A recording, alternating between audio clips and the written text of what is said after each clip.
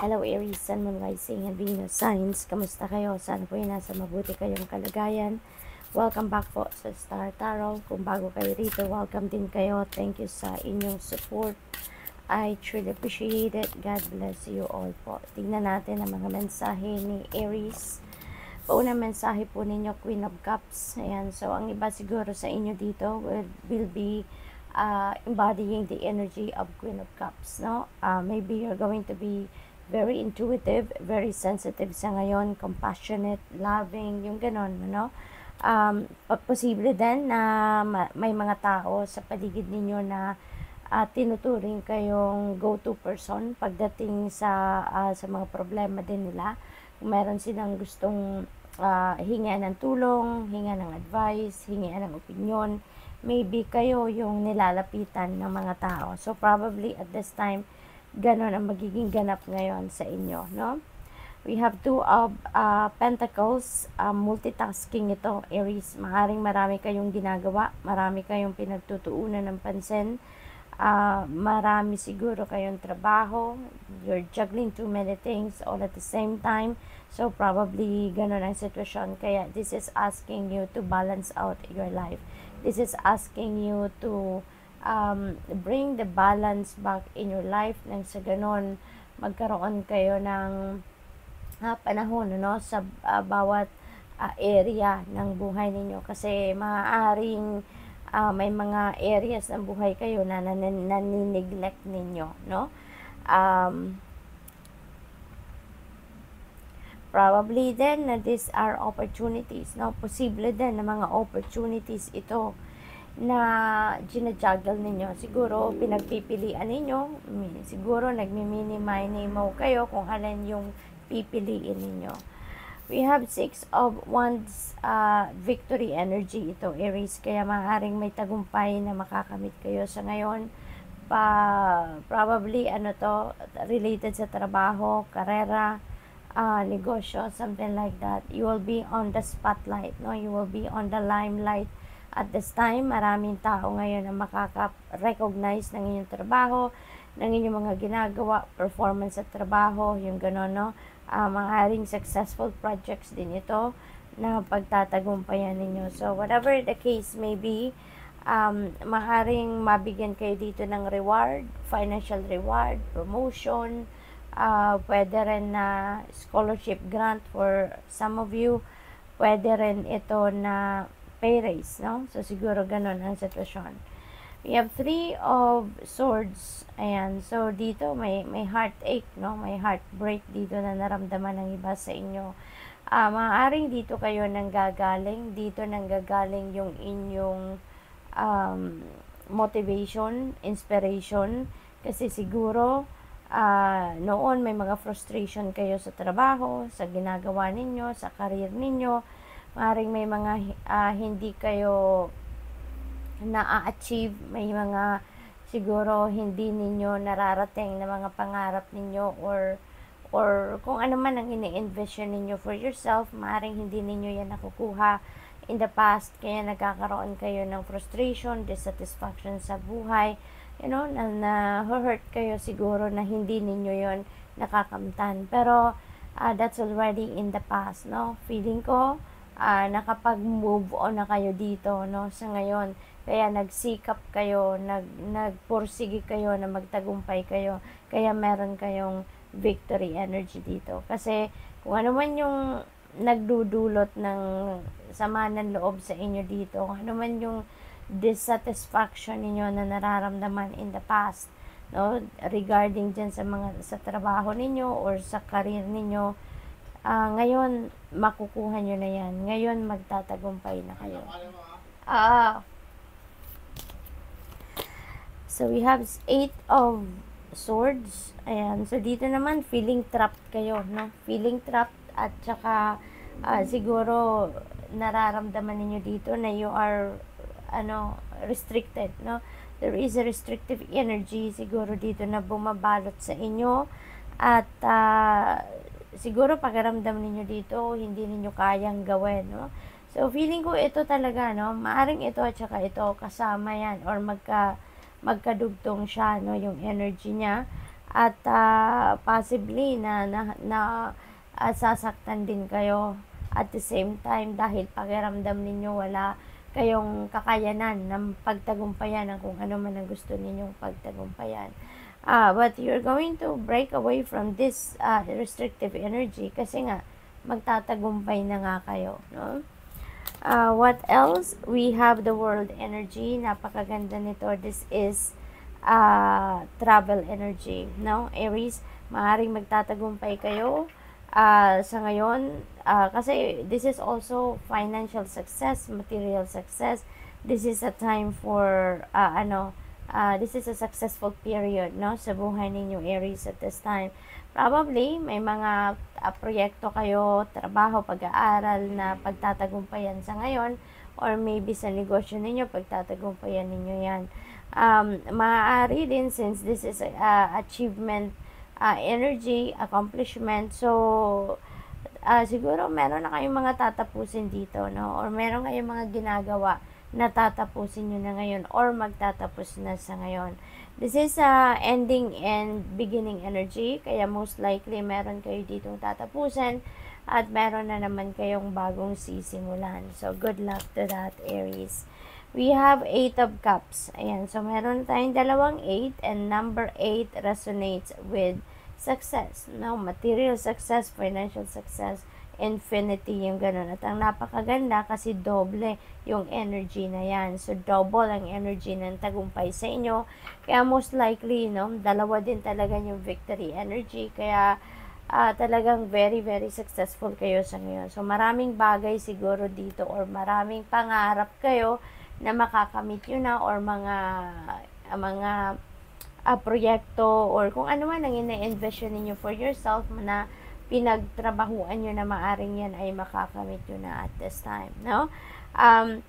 Dito sa 8 of Cups, you are heading towards success, you're heading towards wish fulfillment, you're heading towards happiness and joy and falling in love, no? Ang iba siguro sa inyo dito,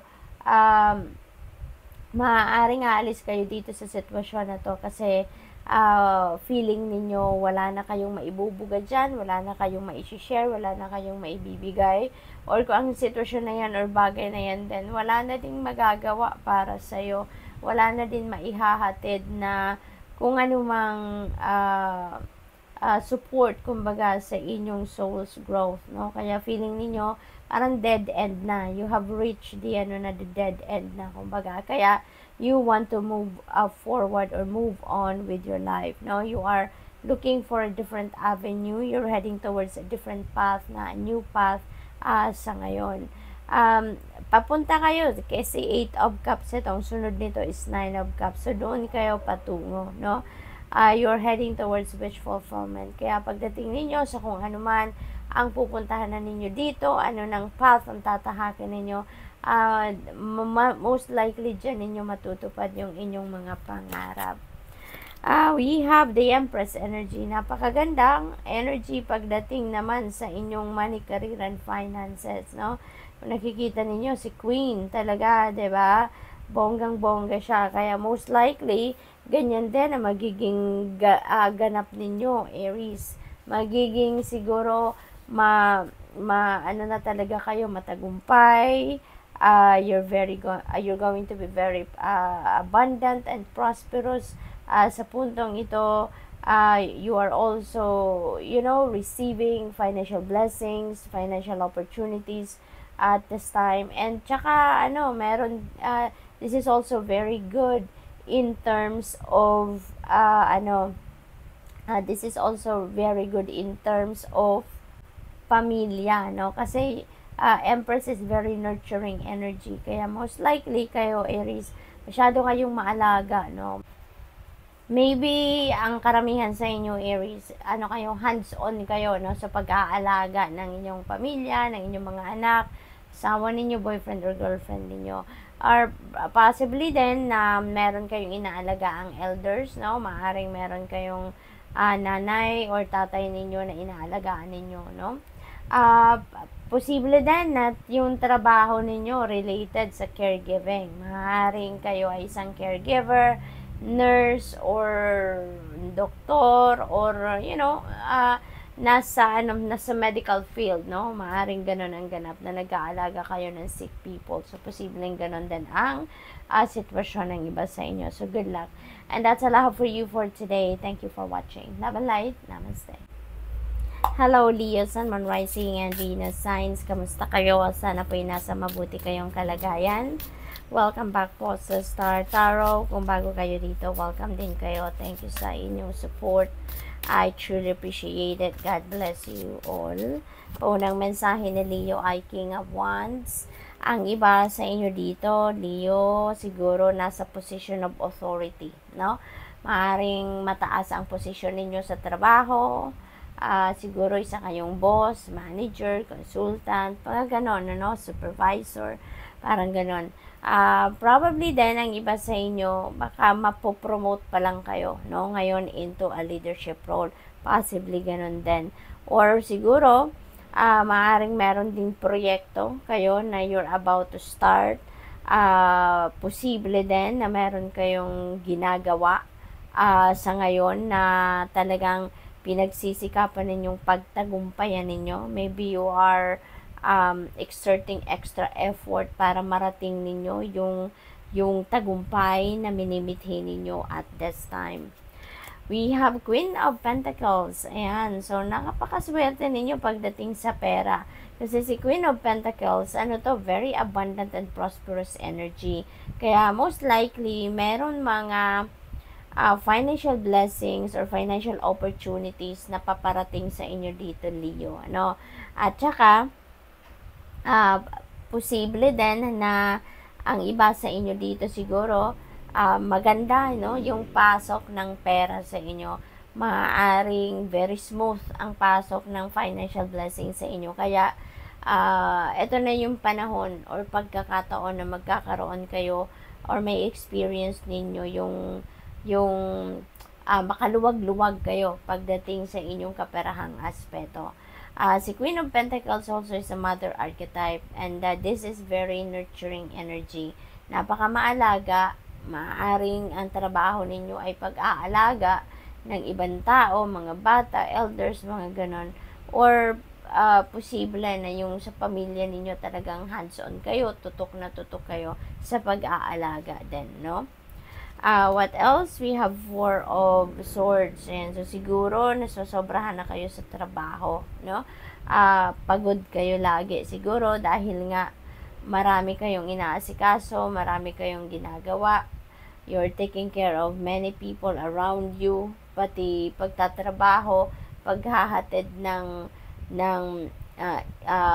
financial income din, 'di ba? Ginagawa nyo din, kaya maaaring pagod na din kayo sa ngayon. So, kailangan ninyo na magpahinga. You're being asked here to rest, to relax, no? Para makapag-replenish kayo ng mga lost energy ninyo. Inaanyayahan din kayo dito na magpahinga, magmuni-muni, mag-reflect, mag-retreat para nang sa gayon makapag-renew kayo ng inyong sarili, no, makapag-rejuvenate at makapag-recuperate kayo. What else? We have Seven of Wands. Ayan. So, siguro, merong mga tao dito na nang i-intimidate sa inyo. Siguro, merong mga tao dito na binabantayan kayo sa bawat galaw ninyo at siguro dahil naiinggit ang mga ito, no, sa sitwasyon ninyo sa buhay, sa kalagayan ninyo sa ngayon. Kasi posible successful kayo ngayon sa kung ano man parte, lalong-lalo na meron kayong Queen of Pentacles. So, siguro naiinggit sila sa iyo dahil marami kang pera, magandang yung trabaho, meron kang solidong source of income. So, siguro gano'n ang sitwasyon ng karamihan sa inyo, kaya maraming nakatingin sa inyo at naghihintay lang ng tamang pagkakataon para ma-take down ka, no, sa kung nasaan ka man na position sa buhay mo ngayon or sa estado mo sa buhay, no? We have Five of Wands. Ayan. So, meron conflict dito. Meron siguro kayong hindi pagkakaintindihan ng isang tao or a group of people. Siguro may tampuhan, merong disagreement, may hindi pagkakaintindihan, no? You are not on the same page, no? Siguro for some of you. Posible din, Leo, na may rivalry, competition, ganon. So, siguro, pagdating ito sa trabaho, maaaring meron kayong competition or rivalry pagdating sa posisyon. Maaari kasi na ano kayo dito, may promotion at siguro maraming tao din, no, ang interesado sa posisyon na yan, kaya maaaring merong competition. We have 10 of Cups. Ayan. Masayang pamilya, no? Ito, masayang pamilya. Maaaring nakamit mo na-achieve mo na yung mga gusto mong ma-achieve para sa sarili mo at sinishare mo yan sa pamilya, or maaaring nakamit mo na yung dream ninyo or yung wish ninyo para sa inyong pamilya, kaya masaya ang lahat. Meron fulfillment dito, may sense of fulfillment, meron sense of satisfaction, masaya ang bawat isa sa pamilya ninyo, harmonious ang relationship, loving ang inyong relationship, no? What else? We have the world energy, travel, no? May travel kayo na gagawin. Maaaring may travel plans kayo, or maaaring ngayon, no, magbabiyahe kayo, posibleng ganon. This could be an international travel for some of you. Pwede na naman na hindi, no, para sa iba naman. But definitely, this is a travel energy na bumabalot sa inyo sa ngayon. This is a time also for accomplishment and achievement. Maaring meron kayo ngayong mga makakamit na tagumpay, meron kayong mga makukuhang reward out of that, siguro, kaya masaya, no? This is a time for celebration. This is also a time of success, kaya napakaganda. What else? We have 10 of Wands. Ayan, so burdened kayo, no? Burdened kayo. Siguro marami kayong trabaho, siguro meron din kayong mga emotional burden dito for some of you. At pagod na kayo, no? Pagod na kayo, kaya siguro kayo merong Four of Swords, pinagpapahinga kayo kasi may pagod, hindi lang sa katawan, sa isip, pati na rin siguro sa ninyo, sa damdamin, sa puso ninyo. Marami din kayong burden na bit-bit dyan, ano? But you need to release that, no? Siguro ngayon ninyo yan ilalabas na, no? Maaring i-express nyo na yan, emotional burden ninyo. Maybe that's towards other people or someone, or kung ito naman overwhelming task siguro ito sa trabaho, or pwede rin naman na overload, no, sa trabaho. Probably ganun din ang sitwasyon dito, kaya maaaring titigilan nyo na yan, puputulin nyo na, no? Kung ano man na nagpapahirap sa inyo sa ngayon, mukhang puputulin nyo na yan sa ngayon, and you are ready to move on with your life. So, good luck. That's all I have for you for today. Thank you for watching. Love and light. Namaste. Hello, Sagittarius, Sun, Moon, Rising, and Venus signs. Kamusta kayo? Sana po ay nasa mabuti kayong kalagayan. Welcome back po sa Star Tarot. Kung bago kayo rito, welcome din kayo. Thank you sa inyong support. I truly appreciate it. God bless you all. Paunang mensahe po ninyo ay the full energy. This is a new beginning energy, fresh start, no? Meron kayong sisimulang bago, or meron kayong endeavor na papasukin sa ngayon. Starting fresh, no? Starting fresh kayo sa iba't ibang parte ng buhay ninyo, or maybe meron lang isang major area lang ng buhay ninyo na sisimulan ninyo sa ngayon, or magte-take risk kayo, or you're going to take chance, no, on that. At magmamadali kayo, parang excited kayo, no, sa gagawin ninyong ito. Excited kayo at gusto ninyo na masimulan agad, gusto ninyo na nandoon agad kayo sa journey patungo sa kung ano man ang goal ninyo dito, no? Kung mayroon din mga delays ang iba sa inyo na nararanasan sa mga ginagawa ninyo, sa mga inaasikaso ninyo, that will be lifted na from here on, no? Makakaasa kayo na magkakaroon na uli ng progress, no, ng pag-usad ang kung ano man ang pinagkakaabalahan ninyo. We have the Wheel of Fortune, napakaswerte, mababalot kayo ng swerte sa ngayon. This is good fortune and good luck on your side. So, sa kahit anumang parte ng buhay ninyo ngayon, mababalot kayo dito ng swerte, magagandang pangyayari ang magaganap sa buhay ninyo. Maaring maraming movement dito na mangyayari. Here and there, meron kayong activity. Here and there, marami kayong aasikasuhin, ano? At maghahatid ito ng positive changes sa buhay ninyo. Maraming pagbabago na positibo ang mangyayari or magaganap sa buhay ninyo at this time. So, this is really beautiful.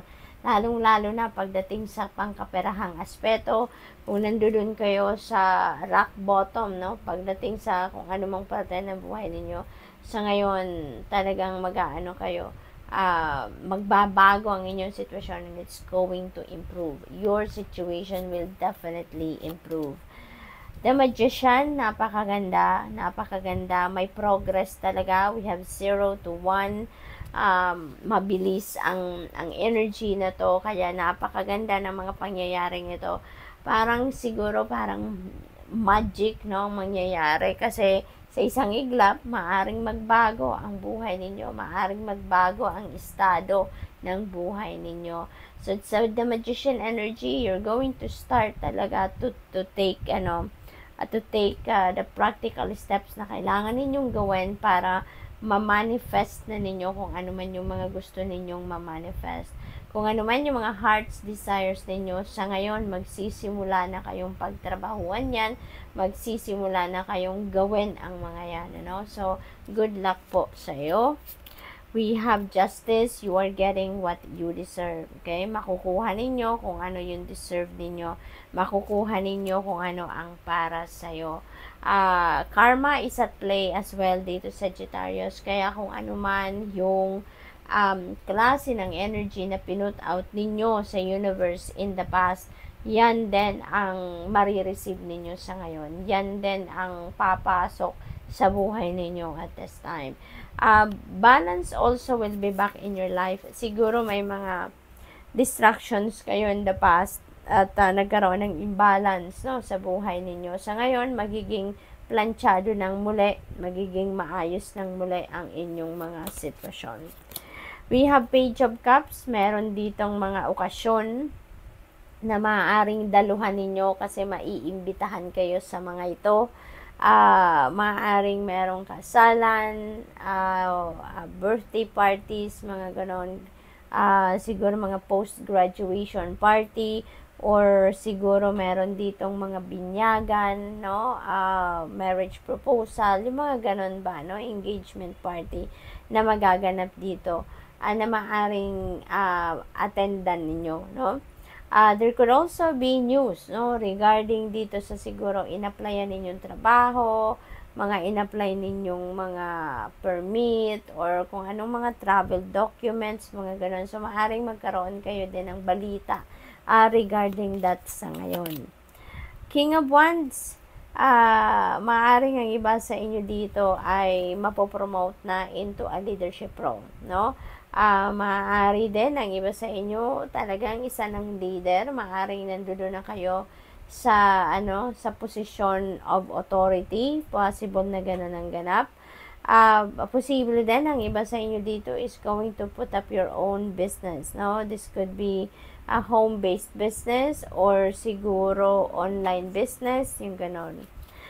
What else? We have 10 of Pentacles. Ayan. So, this is a time for prosperity and abundance, no, sa buhay ninyo, Sagittarius. Maraming pera, maraming financial blessings na paparating dito, at ang pera na yan, ano, maaaring yan ang pagsimulan ninyo na para magkaroon na kayo ng financial future.